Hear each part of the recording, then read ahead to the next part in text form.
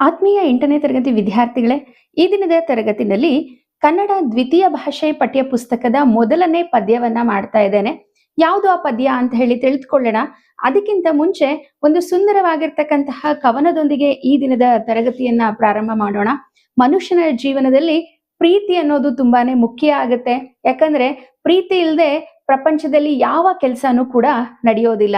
ಅದನ್ನೇ ಪ್ರತಿಬಿಂಬಿಸ್ತಕ್ಕಂತಹ ಪದ್ಯವನ್ನ ನಾನೀಗ ಹೇಳ್ತಾ ಇದ್ದೇನೆ.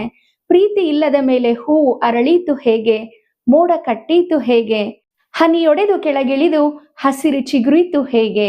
ಪ್ರೀತಿಯಿಂದಲೇ ಜಗತ್ತಿನಲ್ಲಿ ಎಲ್ಲಾ ಬದಲಾವಣೆಗಳು ಸಾಧ್ಯ ಅಂತೇಳಿ ಹೇಳ್ತಾ ಈ ಸುಂದರವಾದಂತಹ ಪದ್ಯವನ್ನ ಬರೆದಿರ್ತಕ್ಕಂತಹ ಕವಿಯ ಹೆಸರು GS ಶಿವರುದ್ರಪ್ಪ. ಏನಕ್ಕೆ ಈ ಪದ್ಯವನ್ನ ನಾನು ಹೇಳ್ದೆ ಅಂತ ಹೇಳಿದ್ರೆ, ಇವತ್ತಿನ ನಮ್ಮ ಪದ್ಯವೂ ಕೂಡ ಅಷ್ಟೇನೆ, ಪ್ರೀತಿ ಇಲ್ಲ ಅಂದ್ರೆ ಜಗತ್ತಿನಲ್ಲಿ ಏನು ಮಾಡೋದಕ್ಕೆ ಸಾಧ್ಯ ಇಲ್ಲ ಅನ್ನೋ ಒಂದು ಪಾಠವನ್ನ ನಮ್ಗೆ ಕಲಿಸ್ಕೊಡುತ್ತೆ. ಹಾಗಿದ್ರೆ ಯಾವುದು ಆ ಪದ್ಯ ಅಂತ ಹೇಳಿ ನೋಡೋದಾದ್ರೆ, 8ನೇ ತರಗತಿ ದ್ವಿತೀಯ ಭಾಷೆ ಕನ್ನಡ ಪಠ್ಯ ಪುಸ್ತಕದಲ್ಲಿ ಇರ್ತಕ್ಕಂತಹ ಅನ್ವೇಷಣೆ ಎನ್ನುವ ಪದ್ಯ. ಮೊದಲನೇದಾಗಿ ಅನ್ವೇಷಣೆ ಎನ್ನುವ ಶೀರ್ಷಿಕೆ ಏನಿದೆಯಲ್ವಾ ಪದ್ಯದ್ದು, ಇದರ ಅರ್ಥವನ್ನ ನೋಡೋದಾದ್ರೆ, ಅನ್ವೇಷಣೆ ಅಂದ್ರೆ ಹುಡುಕಾಟ ಅಥವಾ ಶೋಧಿಸು ಎನ್ನುವ ಅರ್ಥ ಬರುತ್ತೆ. ಈ ಒಂದು ಪದ್ಯವನ್ನ ರಚನೆ ಮಾಡಿರ್ತಕ್ಕಂತಹ ಕವಿಯ ಹೆಸರು GS ಶಿವರುದ್ರಪ್ಪ. ಈ ಅನ್ವೇಷಣೆ ಪದ್ಯವನ್ನ ವಿದ್ಯಾರ್ಥಿಗಳಿಗೆ ಏನಕ್ಕೆ ಇಟ್ಟಿದ್ದಾರೆ, ಈ ಒಂದು ಪದ್ಯದ ಆಶಯ ಏನು ಅಂತ ಹೇಳಿ ನೋಡೋದಾದ್ರೆ, ವಿದ್ಯಾರ್ಥಿಗಳೇ, ಮನುಷ್ಯನ ಬದುಕು ತುಂಬಾನೇ ಸುಂದರವಾದಂಥದ್ದು, ಹಾಗೆ ಸಂತೋಷವಾದಂಥದ್ದು. ನಾವ್ ಯಾರು ಇದನ್ನ ಯಾವತ್ತೂ ಕೂಡ ಗಮನಿಸೋದೇ ಇಲ್ಲ. ನಾವ್ ಯಾವಾಗ್ಲೂ ಹೇಗ್ ಬದುಕ್ತಿರ್ತೀವಿ ಅಂದ್ರೆ, ಇತರರನ್ನ ನೋಡಿ ಅವರಂತೆ ನಮ್ ಜೀವನ ಯಾಕಿಲ್ಲ ಅಂತ ಹೇಳಿ ಅನ್ಕೊಳ್ತಿರ್ತೇವೆ. ಆದ್ರೆ ನಮ್ಮ ಬದುಕನ್ನ ನಾವು ಆಸ್ವಾದ ಮಾಡೋದನ್ನೇ ಮರ್ತಿರ್ತೀವಿ, ಹೌದಲ್ವಾ? ಹಾಗಾಗಿ ಈ ಪದ್ಯದಲ್ಲಿ GS ಶಿವರುದ್ರಪ್ಪನವರು ಏನ್ ಹೇಳ್ತಿದ್ದಾರೆ ಅಂದ್ರೆ, ಮೊದಲು ವ್ಯಕ್ತಿ ತನ್ನನ್ನ ತಾನು ಪ್ರೀತಿಸ್ಬೇಕು, ಹಾಗೆ ಅದ್ರ ಜೊತೆಗೆ ನಮ್ಮಲ್ಲೇ ಇರ್ತಕ್ಕಂತಹ ಸುಖ ಸಂತೋಷ ಎಲ್ಲವನ್ನ ನಾವು ಮರೆತು ಅದನ್ನ ಎಲ್ಲೋ ಆಚೆ ಕಡೆ ಹುಡುಕ್ತಾ ಇರ್ತೀವಿ. ಆಚೆ ಕಡೆಯಿಂದ ನಮ್ಗೆ ಎಲ್ಲಿ ಸುಖ ಸಿಗುತ್ತೆ, ಸಂತೋಷ ಸಿಗುತ್ತೆ ಅಂತ ಹೇಳಿ ಹುಡುಕ್ತಾ ಇರ್ತೀವಿ. ನಾವು ದೇವರನ್ನ ಬೇಡ್ತಾ ಇರ್ತೀವಿ. ಹಾಗಾಗಿ ಇಲ್ಲಿ ಕವಿ ಹೇಳ್ತಾ ಇದ್ದಾರೆ, ನಮ್ಮ ಜೀವನದ ಸುಖ ದುಃಖ ಎಲ್ಲವೂ ಕೂಡ ನಮ್ಮಲ್ಲೇ ಇದೆ, ನಾವು ಅದರಿಂದ ಧೈರ್ಯವಾಗಿ ಆಚೆ ಬರಬೇಕು ಅಂತ ಹೇಳಿ ಹೇಳ್ತಾ ಇದ್ದಾರೆ. ಅಷ್ಟೇ ಅಲ್ಲದೆ ಅದಕ್ಕೆ ಒಂದು ಉದಾಹರಣೆ ಕೂಡ ಕೊಟ್ಟಿದ್ದಾರೆ.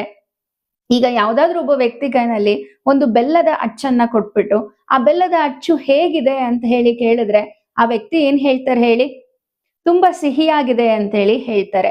ಅದೇ ಪಕ್ಕಕ್ಕೆ ಸುಮ್ನೆ ನಿಂತಿರೋ ವ್ಯಕ್ತಿಗೆ ಬೆಲ್ಲದ ಅಚ್ಚಿನ ರುಚಿ ಹೇಗಿದೆ ಅಂತ ಹೇಳಿದ್ರೆ ಆತ ಅವನಷ್ಟು ಸ್ಪಷ್ಟವಾಗಿ ಹೇಳೋದಕ್ಕೆ ಸಾಧ್ಯ ಇಲ್ಲ. ಯಾಕೆ ಅಂದ್ರೆ ಆ ಬೆಲ್ಲವನ್ನ ಸವಿದಂತಹ ವ್ಯಕ್ತಿಗೆ ಅದರ ರುಚಿ ಚೆನ್ನಾಗಿ ಗೊತ್ತಿರುತ್ತೆ, ಆದ್ರೆ ಸುಮ್ನೆ ನಿಂತಹ ವ್ಯಕ್ತಿಗೆ ಅದರ ರುಚಿ ಗೊತ್ತಿರಲ್ಲ, ಅಲ್ವಾ?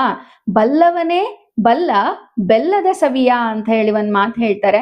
ಹಾಗೆ ಆ ಪ್ರತಿಯೊಬ್ಬರ ಜೀವನದಲ್ಲೂ ಅಷ್ಟೇನೆ ಕಷ್ಟ ಸುಖಗಳು ಇದ್ದದ್ದೇ.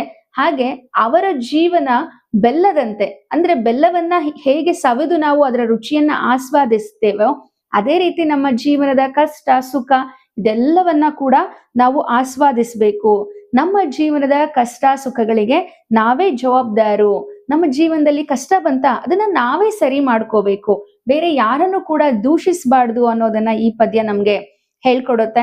ಅದಲ್ದೇನೆ ನಮ್ಮ ಎಲ್ಲಾ ಜನರಿಗೂ ಕೂಡ ಅತಿಯಾದಂತಹ ಬಿಗುಮಾನ ಅನ್ನೋದಿದೆ, ಅಹಂಕಾರ ಇದೆ, ನಾನೇ ಹೆಚ್ಚು, ನನ್ನಿಂದನೇ ಎಲ್ಲ ಅಂತಕ್ಕಂಥದ್ದಿದೆ, ಹಾಗೇನೆ ಸ್ವಾರ್ಥ ಕೂಡ ಇದೆ. ಆದ್ರೆ ಮನುಷ್ಯ ಇದನ್ನೆಲ್ಲವನ್ನ ಕೂಡ ಬಿಟ್ಟು ಬದುಕಬೇಕು. ಹಾಗೆ ಮನುಷ್ಯ ತಾನೇ ಸರಿ, ತಾನ್ ಮಾಡಿದಂತಹ ಕೆಲಸನೇ ಅತ್ಯುತ್ತಮ ಅನ್ನೋ ಒಂದು ಭ್ರಮೆನಲ್ಲಿ ಬದುಕ್ತಿರ್ತಾನೆ. ಅದರಿಂದ ಆಚೆ ಬರಬೇಕು. ಪರಸ್ಪರ ಒಬ್ಬರ ಜೊತೆ ಕಷ್ಟ ಸುಖಗಳನ್ನ ಹಂಚ್ಕೊಂಡು, ಒಬ್ಬರ ಕಷ್ಟಗಳಿಗೆ ಸಹಾಯವನ್ನ ಮಾಡ್ತಾ, ಇನ್ನೊಬ್ಬರ ಜೊತೆ ಹೊಂದಿಕೊಂಡು ಅಡ್ಜಸ್ಟ್ ಮಾಡಿಕೊಂಡು ಬದುಕಬೇಕು ಅನ್ನೋದನ್ನ ಈ ಪದ್ಯ ನಮ್ಗೆ ತಿಳಿಸ್ಕೊಡುತ್ತೆ. ಇದೇ ಅನ್ವೇಷಣೆ ಪದ್ಯದ ಅರ್ಥ ಆಗಿದೆ. ಇನ್ನ ಈ ಅನ್ವೇಷಣೆ ಪದ್ಯವನ್ನ ಬರೆದಿರುವ ಕವಿಗಳಾದಂತಹ GS ಶಿವರುದ್ರಪ್ಪ ಇವರ ಪರಿಚಯವನ್ನ ನಾನು ನಿಮ್ಗೆ ಮಾಡ್ಕೊಡ್ತೇನೆ. ಪದ್ಯ ಅನ್ವೇಷಣೆ. ಕೃತಿಕಾರರ ಪರಿಚಯ. ರಾಷ್ಟ್ರಕವಿ GS ಶಿವರುದ್ರಪ್ಪ ಇವರು 1926ರಲ್ಲಿ ಶಿವಮೊಗ್ಗ ಜಿಲ್ಲೆ ಶಿಕಾರಿಪುರ ತಾಲೂಕಿನ ಈಸೂರು ಎಂಬ ಗ್ರಾಮದಲ್ಲಿ ಜನಿಸಿದರು. ನೋಡಿ, GS ಶಿವರುದ್ರಪ್ಪ ಇವರಿಗೆ ರಾಷ್ಟ್ರಕವಿ ಅಂತ ಹೇಳಿ ಕರೆಯುತ್ತೇವೆ. ಇವರ ಪೂರ್ಣ ಹೆಸರು ಗುಗ್ಗರಿ ಶಾಂತವೀರಪ್ಪ ಶಿವರುದ್ರಪ್ಪ. ಇವರು 1926ನೇ ಇಸ್ವಿನಲ್ಲಿ ಶಿವಮೊಗ್ಗ ಜಿಲ್ಲೆ ಶಿಕಾರಿಪುರ ತಾಲೂಕಿನ ಈಸೂರು ಎನ್ನುವ ಒಂದು ಗ್ರಾಮದಲ್ಲಿ ಜನಿಸಿದರು. ಇವರು ಮೈಸೂರು, ಬೆಂಗಳೂರು, ವಿಶ್ವವಿದ್ಯಾಲಯಗಳಲ್ಲಿ ಕನ್ನಡ ಪ್ರಾಧ್ಯಾಪಕರಾಗಿ ಸೇವೆಯನ್ನ ಸಲ್ಲಿಸಿದ್ದಾರೆ. ಹಾಗೆ ಇವರು ಕವಿಯಾಗಿ ವಿಮರ್ಶಕರಾಗಿ ಕೂಡ ಪ್ರಸಿದ್ಧಿಯನ್ನ ಹೊಂದಿದ್ದಾರೆ. ಇವರು ರಚನೆ ಮಾಡಿರುವ ಕೃತಿಗಳು ಅಂತ ಹೇಳಿದ್ರೆ ಸೌಂದರ್ಯ ಸಮೀಕ್ಷೆ, ದೀಪದ ಹೆಜ್ಜೆ, ಸಾಮಗಾನ, ಕಾರ್ತೀಕ, ಅನಾವರಣ, ಚಲುವು ಒಲುವು, ಗೋಡೆ ತೆರೆದ ದಾರಿ, ಮಾಸ್ಕೋದಲ್ಲಿ 22 ದಿನ, ಕಾವ್ಯಾರ್ಥ ಚಿಂತನ ಇನ್ನ ಮುಂತಾದ ಕೃತಿಗಳನ್ನ ರಚನೆ ಮಾಡಿದ್ದಾರೆ. ನೋಡಿ, ಕವಿ ಪರಿಚಯ ಬರೆಯೋ ಸಂದರ್ಭದಲ್ಲಿ ನಿಮಗೆ ಸುಲಭವಾಗಿರ್ತಕ್ಕಂಥ ಒಂದ್ 4 ಕೃತಿಗಳನ್ನ ಬರೆದ್ರೆ ಸಾಕಾಗುತ್ತೆ. ಇವರ ಕೃತಿಗಳು ಅಂದ್ರೆ ಸಾಮಗಾನ, ದೀಪದ ಹೆಜ್ಜೆ, ಕಾರ್ತೀಕ, ಅನಾವರಣ, ಮಾಸ್ಕೋದಲ್ಲಿ 22 ದಿನ ಇನ್ನ ಮುಂತಾದವು. ಇವರ ಸಾಹಿತ್ಯ ಸಾಧನೆಗೆ ಇವರಿಗೆ ಕೇಂದ್ರ ಸಾಹಿತ್ಯ ಅಕಾಡೆಮಿ ಪ್ರಶಸ್ತಿ ಬಂದಿದೆ, ಜೊತೆಗೆ ಪಂಪ ಪ್ರಶಸ್ತಿ ಬಂದಿದೆ, ಹಾಗೆ ನೃಪತುಂಗ ಪ್ರಶಸ್ತಿ, ಜೊತೆಗೆ ರಾಷ್ಟ್ರಕವಿ ಅನ್ನೋ ಬಿರುದನ್ನ ಕೂಡ ಇವರು ಪಡೆದುಕೊಂಡಿದ್ದಾರೆ. ಹಾಗೆ ದಾವಣಗೆರೆನಲ್ಲಿ 1992ರಲ್ಲಿ 61ನೇ ಅಖಿಲ ಭಾರತ ಸಾಹಿತ್ಯ ಸಮ್ಮೇಳನ ನಡೆದಿತ್ತು. ಅದರ ಅಧ್ಯಕ್ಷರು ಕೂಡ ಇವರಾಗಿದ್ರು. ಹಾಗೆ ಪ್ರಸ್ತುತ ಈ ಅನ್ವೇಷಣೆ ಎನ್ನುವ ಪದ್ಯವನ್ನ ಗೋಡೆ ಎನ್ನುವ ಕವನ ಸಂಕಲನದಿಂದ ಆಯ್ಕೆಯನ್ನ ಮಾಡ್ಕೊಳ್ಳಲಾಗಿದೆ. ಕವನ ಸಂಕಲನ ಅಂತ ಹೇಳಿದ್ರೆ ಕವನಗಳ ಗುಚ್ಛ, ಹಲವಾರು ಪದ್ಯಗಳನ್ನ ಒಳಗೊಂಡಿರ್ತಕ್ಕಂತಹ ಪುಸ್ತಕ ಅಂತ ಹೇಳಿ ಹೇಳ್ಬೋದು. ಇವಾಗ ನಾನು ಪದ್ಯವನ್ನ ಒಮ್ಮೆ ಓದ್ತೇನೆ, ಎಲ್ರು ಕೂಡ ಗಮನ ಇಟ್ಟು ಕೇಳಿಸ್ಕೊಳ್ಳಿ. ನಂತರ ಈ ಪದ್ಯದ ಭಾವಾರ್ಥವನ್ನ ಹೇಳ್ತೇನೆ. ಎಲ್ಲೋ ಹುಡುಕಿದೆ ಇಲ್ಲದ ದೇವರ ಕಲ್ಲು ಮಣ್ಣುಗಳ ಗುಡಿಯೊಳಗೆ, ಎಲ್ಲೋ ಹುಡುಕಿದೆ ಇಲ್ಲದ ದೇವರ ಕಲ್ಲು ಮಣ್ಣುಗಳ ಗುಡಿಯೊಳಗೆ, ಇಲ್ಲೇ ಇರುವ ಪ್ರೀತಿ ಸ್ನೇಹಗಳ ಗುರುತಿಸದಾದೆವು ನಮ್ಮೊಳಗೆ, ಇಲ್ಲೇ ಇರುವ ಪ್ರೀತಿ ಸ್ನೇಹಗಳ ಗುರುತಿಸಿದಾದೆವು ನಮ್ಮೊಳಗೆ. ಎಲ್ಲಿದೆ ನಂದನ ಎಲ್ಲಿದೆ ಬಂಧನ ಎಲ್ಲಾ ಇವೆ ಈ ನಮ್ಮೊಳಗೆ, ಎಲ್ಲಿದೆ ನಂದನ ಎಲ್ಲಿದೆ ಬಂಧನ ಎಲ್ಲಾ ಇವೆ ಈ ನಮ್ಮೊಳಗೆ, ಒಳಗಿನ ತಿಳಿಯನು ಕಲಕದೆ ಇದ್ದರೆ ಅಮೃತದ ಸವಿಯಿದೆ ನಾಲಿಗೆಗೆ, ಒಳಗಿನ ತಿಳಿಯನು ಕಲಕದೆ ಇದ್ದರೆ ಅಮೃತದ ಸವಿಯಿದೆ ನಾಲಿಗೆಗೆ. ಹತ್ತಿರವಿದ್ದು ದೂರ ನಿಲ್ಲುವೆವು ನಮ್ಮ ಅಹಮ್ಮಿನ ಕೋಟೆಯಲ್ಲಿ, ಹತ್ತಿರವಿದ್ದು ದೂರ ನಿಲ್ಲುವೆವು ನಮ್ಮ ಅಹಮ್ಮಿನ ಕೋಟೆಯಲ್ಲಿ, ಎಷ್ಟು ಕಷ್ಟವೋ ಹೊಂದಿಕೆ ಎಂಬುದು 4 ದಿನದ ಈ ಬದುಕಿನಲ್ಲಿ, ಎಷ್ಟು ಕಷ್ಟವೋ ಹೊಂದಿಕೆ ಎಂಬುದು 4 ದಿನದ ಈ ಬದುಕಿನಲ್ಲಿ. ತುಂಬಾನೇ ಅದ್ಭುತವಾದಂತಹ ಪದ್ಯ. ನಾವು ಶಾಲೆನಲ್ಲಿ ಓದ್ತಾ ಇರುವ ಸಂದರ್ಭದಲ್ಲಿ ಈ ಪದ್ಯವನ್ನ ನಮಗೂ ಕೂಡ ಪಠ್ಯವಾಗಿ ಇಟ್ಟಿದ್ರು. ಸೊ ಈ ಪದ್ಯ ನಾನು ನಿಮ್ಗೆ ಹೇಳ್ಕೊಡುವಾಗ ನನ್ನ ಶಾಲಾ ದಿನಗಳು ನೆನಪಾಗ್ತಾ ಇದೆ ಅಂತೇಳಿ ಹೇಳ್ತಾ ಈಗ ಒಂದೊಂದೇ ಪದ್ಯ ಭಾಗದ ಅರ್ಥವನ್ನ ನಾನು ನಿಮ್ಗೆ ಹೇಳ್ತಾ ಹೋಗ್ತೇನೆ.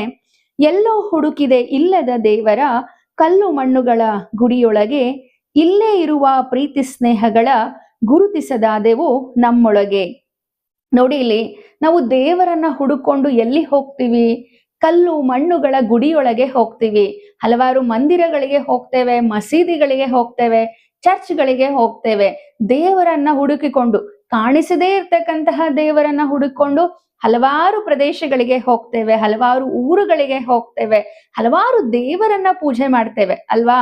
ಆದ್ರೆ ಕವಿ ಏನ್ ಹೇಳ್ತಾ ಇದ್ದಾರೆ, ಎಲ್ಲೋ ಹುಡುಕಿದೆ ಇಲ್ಲದ ದೇವರ, ಕಣ್ಮುಂದೆ ಕಾಣಿಸದೇ ಇರ್ತಕ್ಕಂತಹ ದೇವರನ್ನ ನಾವು ಹುಡುಕೊಂಡು ಎಲ್ಲೆಲ್ಲೋ ಹೋಗ್ತಾ ಇದೀವಿ. ಅದು ಎಲ್ಲೆಲ್ಲಿ ಹೋಗ್ತಿದೀವಿ? ಕಲ್ಲು ಮಣ್ಣಿನಿಂದ ಕಟ್ಟಿರ್ತಕ್ಕಂತಹ ಗುಡಿಗಳನ್ನ ಹುಡುಕೊಂಡು ಹೋಗ್ತಾ ಇದೀವಿ. ಆದರೆ ನಮ್ಮಲ್ಲೇ ಇರ್ತಕ್ಕಂತಹ ಮನುಷ್ಯರಲ್ಲೇ ಇರ್ತಕ್ಕಂತಹ ಪ್ರೀತಿ ಸ್ನೇಹಗಳನ್ನ ನಾವು ಇವತ್ತು ಗುರುತಿಸೋದ್ರಲ್ಲಿ ಸೋತಿದ್ದೇವೆ. ನಿಜವಾದ ದೇವರು ಇದಾರೋ ಇಲ್ವೋ ಗೊತ್ತಿಲ್ಲ, ಆದ್ರೆ ಎಲ್ಲಾ ಮನುಷ್ಯರಲ್ಲಿ ಸ್ನೇಹ ಪ್ರೀತಿ ಅನ್ನೋ ಮನೋಭಾವ ಅಂತೂ ಇದ್ದೇ ಇದೆಯಲ್ವಾ? ಹಾಗಾಗಿ ಇಲ್ಲಿ ಸ್ನೇಹ ಪ್ರೀತಿಯನ್ನೇ ದೇವರು ಅಂತ ಹೇಳಿ ಅನ್ಕೋಬೇಕು ಅಂತ ಹೇಳಿ ಕವಿ ಹೇಳ್ತಾ ಇದ್ದಾರೆ. ತಾಯಿಯೇ ದೇವರು ಅಂತ ಹೇಳಿ ಹೇಳ್ತಾರೆ ಅಲ್ವಾ? ತಾಯಿಯೇ ದೇವರು ಅಂತ ಯಾಕೆ ಹೇಳ್ತಾರೆ ಅಂದ್ರೆ, ಈಗ ದೇವರು ನಮ್ ಕಣ್ಣಿಗೆ ಕಾಣಿಸಲ್ಲ ಅಂತ ಹೇಳ್ಬಿಟ್ಟು ತಾಯಿನ ಸೃಷ್ಟಿ ಮಾಡಿದ್ದಾರೆ ಅಲ್ವಾ? ತಾಯಿ ತೋರಿಸ್ತಕ್ಕಂಥ ಪ್ರೀತಿ ಇರ್ಬೋದು, ಕಾಳಜಿ ಇರ್ಬೋದು, ಅದೇ ನಮ್ಗೆ ದೇವರ ಸಮ. ಆ ತಾಯಿ ದೇವರನ್ನ ಬಿಟ್ಟು ಅಥವಾ ಇತರ ನಮ್ಮನ್ನ ಪ್ರೀತಿ ಮಾಡ್ತಕ್ಕಂಥ ಇತರ ವ್ಯಕ್ತಿಗಳನ್ನ ಬಿಟ್ಟು ನಾವು ಕಲ್ಲು ಮಣ್ಣಿನ ದೇವರನ್ನ ಹುಡುಕೋದ್ರಿಂದ ಏನೂ ಪ್ರಯೋಜನ ಇಲ್ಲ. ಮನುಷ್ಯರ ನಡುವೆನೆ ದೇವರ ರೀತಿ ಇರ್ತಕ್ಕಂತಹ ಪ್ರೀತಿ ಸ್ನೇಹ ಇವುಗಳನ್ನ ಗುರುತಿಸೋದ್ರಲ್ಲಿ ನಾವು ವಿಫಲ ಆಗಿದ್ದೇವೆ ಅಂತ ಹೇಳಿ ಇಲ್ಲಿ ಕವಿ ಹೇಳ್ತಾ ಇದ್ದಾರೆ.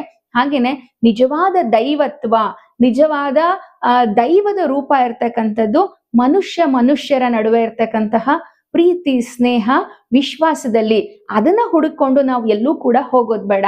ನಿಜವಾದ ದೇವರು ನಮ್ಮಲ್ಲಿದ್ದಾನೆ. ನಿಜವಾದ ದೇವರು ನಮ್ಮ ಜೊತೆ ಇರುವ ವ್ಯಕ್ತಿಗಳ ಜೊತೆ ಅವರು ತೋರಿಸೋ ಪ್ರೀತಿ ಕಾಳಜಿ ವಿಶ್ವಾಸದಲ್ಲಿ ಸ್ನೇಹದಲ್ಲಿ ಇದ್ದಾರೆ ಅಂತ ಹೇಳಿ ಹೇಳ್ತಾ ಇದ್ದಾರೆ. ಅದನ್ನ ಬಿಟ್ಟು ನಾವು ದೇವರನ್ನ ಹುಡುಕಿಕೊಂಡು ಯಾವುದೋ ಗುಡಿಗೆ, ಮಸೀದಿಗೆ, ಚರ್ಚ್ಗಳಿಗೆ ಹೋಗ್ತಕ್ಕಂತಹ ಅವಶ್ಯಕತೆ ಇಲ್ಲ. ನಿಜವಾದ ದೇವರು ಮನುಷ್ಯನಲ್ಲಿಯೇ ಇದ್ದಾನೆ. ಅದು ಪ್ರೀತಿಯ ಸ್ವರೂಪದಲ್ಲಿ ನಮ್ಮ ಕಣ್ಮುಂದೆ ಬಂದಿದೆ ಅಂತ ಹೇಳಿ ಇಲ್ಲಿ ಹೇಳ್ತಾ ಇದ್ದಾರೆ. ಅರ್ಥ ಆಯ್ತಾ ಮೊದಲನೇ ಪ್ಯಾರ? ಸೆಕೆಂಡ್ ಪ್ಯಾರ ನೋಡಿ. ಎಲ್ಲಿದೆ ನಂದನ, ಎಲ್ಲಿದೆ ಬಂಧನ, ಎಲ್ಲಾ ಇವೆ ಈ ನಮ್ಮೊಳಗೆ, ಒಳಗಿನ ತಿಳಿಯನು ಕಲಕದೆ ಇದ್ದರೆ ಅಮೃತದ ಸವಿಯಿದೆ ನಾಲಿಗೆಗೆ. ಪ್ರಪಂಚದಲ್ಲಿ ಎಲ್ರಿಗೂ ಕೂಡ ನೆಮ್ಮದಿ ಬೇಕು ಅಂತ ಹೇಳ್ತೀವಿ. ಎಲ್ಲಿದೆ ನಂದನ, ಎಲ್ಲಿದೆ ಬಂಧನ. ಪ್ರಪಂಚದಲ್ಲಿ ನೆಮ್ಮದಿಯನ್ನ ಹುಡುಕೊಂಡು ನಾವು ಬೇರೆ ಕಡೆ ಹೊರಟು ಹೋಗ್ತೀವಿ, ಬೇರೆ ಸ್ಥಳಗಳಿಗೆ ಹೋಗ್ತೀವಿ, ಬೇರೆ ವ್ಯಕ್ತಿಗಳನ್ನ ಹುಡುಕೊಂಡು ಹೋಗ್ತೀವಿ. ಆದ್ರೆ ಹೊರಗಿನ ಜಗತ್ತಿನಲ್ಲಿ ನಾವು ಹುಡುಕಿಕೊಂಡು ಹೋಗ್ತಕ್ಕಂತಹ ನೆಮ್ಮದಿ ಅಥವಾ ಸಂಪತ್ತು ಏನಿದೆಯಲ್ವಾ, ಅದು ಎಲ್ಲವೂ ಕೂಡ ನಮ್ಮಲ್ಲಿಯೇ ಇದೆ. ಒಳಗಿನ ತಿಳಿಯನು ಕಲಕದೆ ಇದ್ದರೆ ಅಮೃತದ ಸವಿ ಇದೆ ನಾಲಿಗೆಗೆ.